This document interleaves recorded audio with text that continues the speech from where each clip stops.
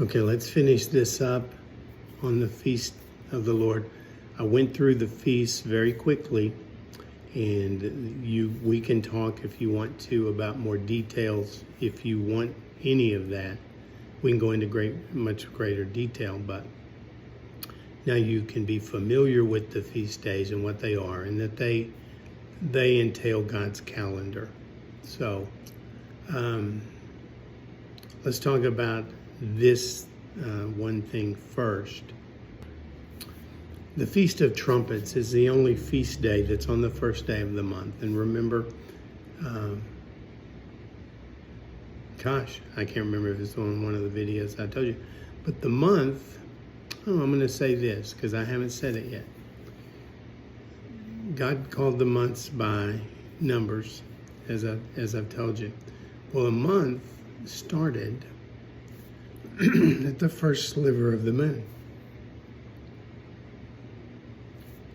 When you first saw the sliver of the moon. So if you had 12 months in a year and it was ready for the first month of the next year, you would wait to see the sliver of the moon. And when you saw it, you would look. It was a combination of that and, we've had 12 months, and then there's the new sliver of the moon, so we have a new month. And you would go look at the barley crop. And if the barley crop was ready to be harvested, the new year would start. But if the barley crop was not ready to be harvested, because the seasons would change if you're following a moon calendar, because the moon cycle is 360 days. The cycle of the sun is 365. So over time, if you didn't correct it, it would change seasons. So this was the correction. You looked at the barley crop, it was not ready to be harvested, so they added a month. And God called that month Abib. It's the only month God named, Abib. And it was that additional month to let the barley crop become ready to be harvested. Okay. Now, the Feast of Trumpets is the only feast day that's on the first day of the week. First day of the month. And as I say, you know the first day of the month by that sliver of the moon. Now, every other feast day you could see coming because you'd already had the first of the month, and it was on the 10th of the month, or the 14th, or the 15th of the month before those days occurred. So it was easy. Well, the Feast of Trumpets, they had to set aside 2 days for the Feast of Trumpets, because they didn't know when they would see that first sliver. Today may be a very cloudy day. You might not be able to see it. And so if you didn't see it on the first day, you knew that the next day would be the Feast of Trumpets. It's very important for you to see this. They set aside 2 days. When Jesus made the statement, "No man knows the day or the hour," he was using an idiom that they probably understood, but we don't. Kind of like if we were to say it's raining cats and dogs. People who aren't from around us would not understand that. We understand that it means it's raining very hard, but it's an idiom, it's a little wordplay. But when Jesus said, "No man knows the day or the hour," he is referencing in wordplay form the Feast of Trumpets. Jesus is going to come back in whatever year on the Feast of Trumpets. Now, you don't know the day or the hour, but he's showing you. And this is where it's frustrating with Christians, because it doesn't matter. I don't care how lax of a Christian somebody is. They've heard that verse. They spout that out. Man alive. They spout that out quicker than anything. Well, no man knows the day or the hour.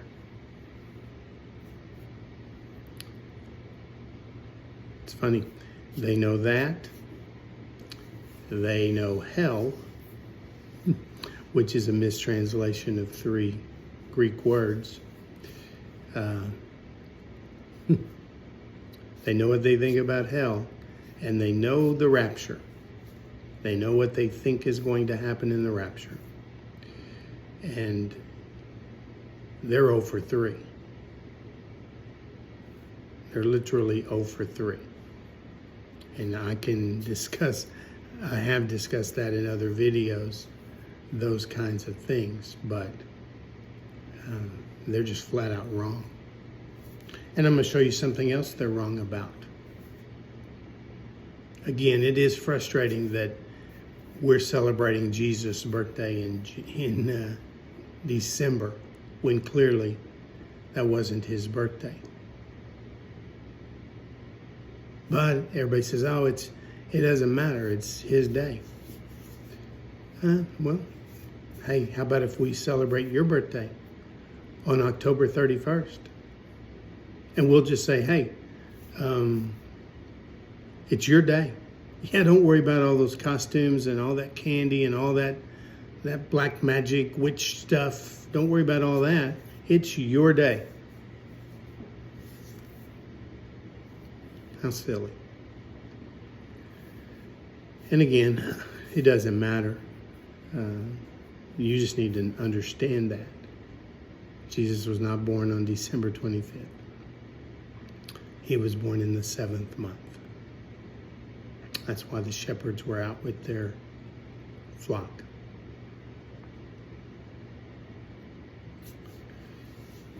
But let's talk about something else that nobody understands, and gosh, I don't know. It makes me kind of sick, but you'll see. Jesus was crucified on Passover, the 14th day of the first month. And again, Passover starts at sundown. And this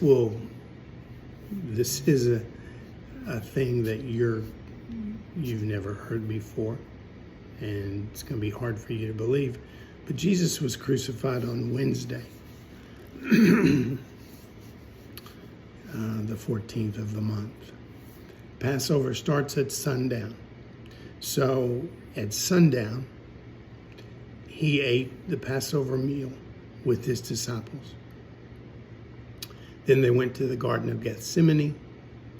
He went through all the just turmoil of, Lord, if there be a way for this cup to pass from me, please let it happen. All of that. The disciples were sleeping. We went through hours of that. And then Jesus comes out, and Judas leads the Roman army, or a Roman legion there.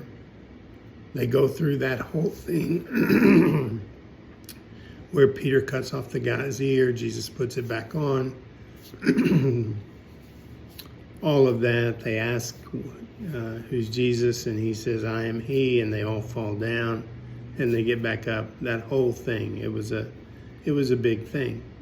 But then they arrest Jesus and they take him in to see Caiaphas, the high priest.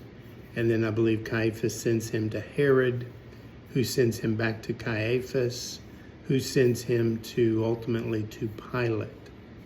And, you know, the religious leaders were uh, wanting, yearning, uh, imploring Pilate to crucify him. And they brought crimes against him, etc. But keep in mind, this all started after sundown. Well, ultimately, the decision is made to crucify him, and Christ is on the cross at 9 a.m. All right. On the 14th day, Passover. This is the higher truth, and if you can't see it unless you see these things.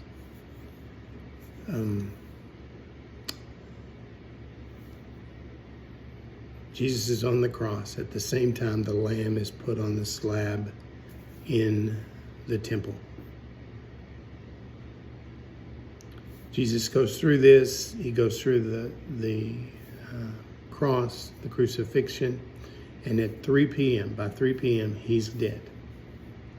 And that's the time when the lamb is slain in the temple.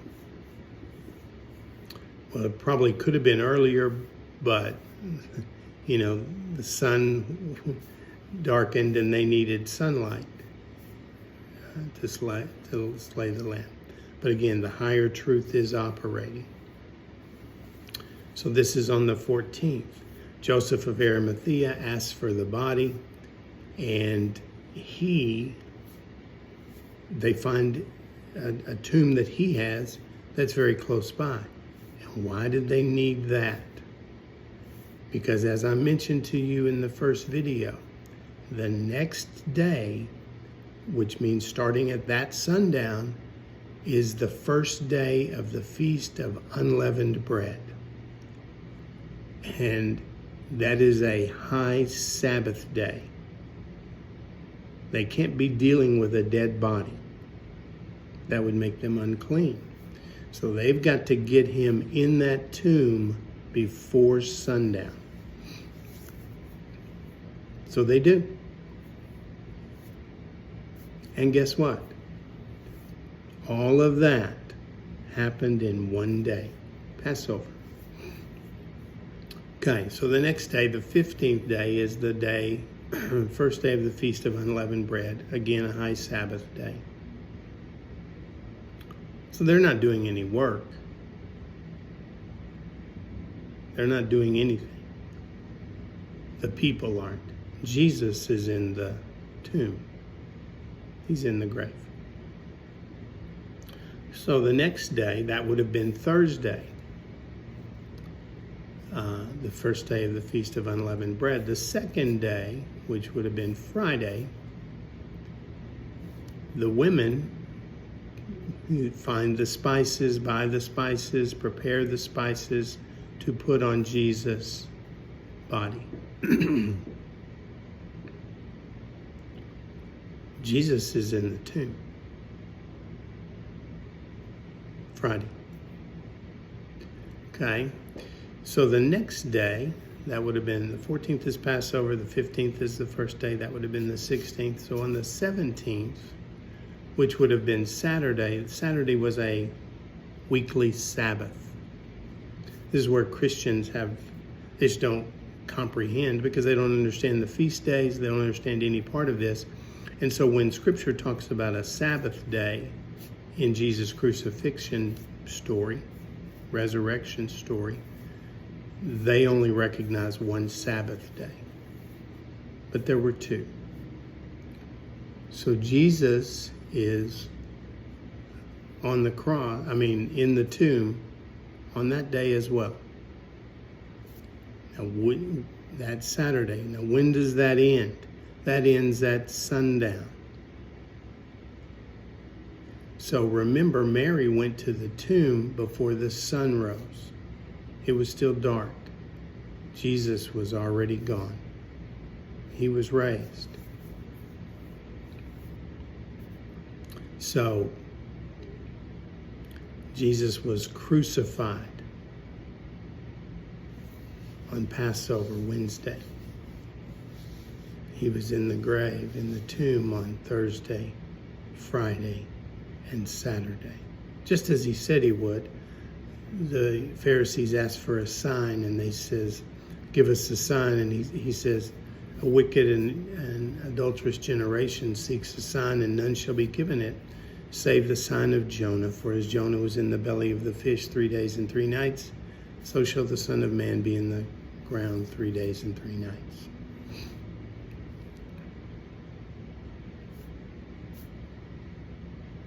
Jesus was crucified on Wednesday. Now, why they teach that he was crucified on Good Friday, and you can see the ridiculousness of this. They teach he was crucified on Good Friday, so he was put in the ground right before sundown on Friday. And according to their teachings, he was up on Sunday morning. And somehow they get 3 days and 3 nights in that.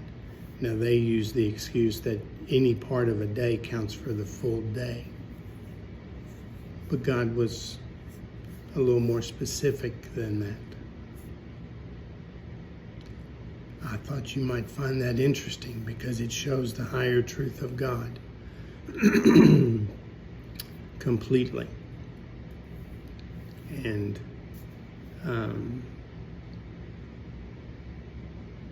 how that goes.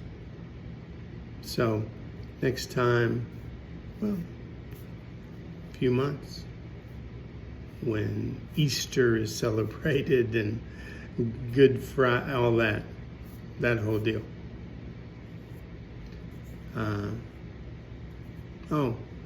Let me just give you the higher truth. Remember that I told you the first day of the week during the Feast of Unleavened Bread, during that period of time, was first fruits. So Jesus was crucified on Passover, and he was raised on first fruits. There's your higher truth. I almost forgot to put that in here. There's your higher truth. So forget Good Friday and Easter. Easter's after the god Ishtar. Again, most of the deception that you endure in life comes from religion. The mixing of all of these other things together. Christ was crucified on Passover, and he was raised on first fruits. Why? Because he is the first fruit.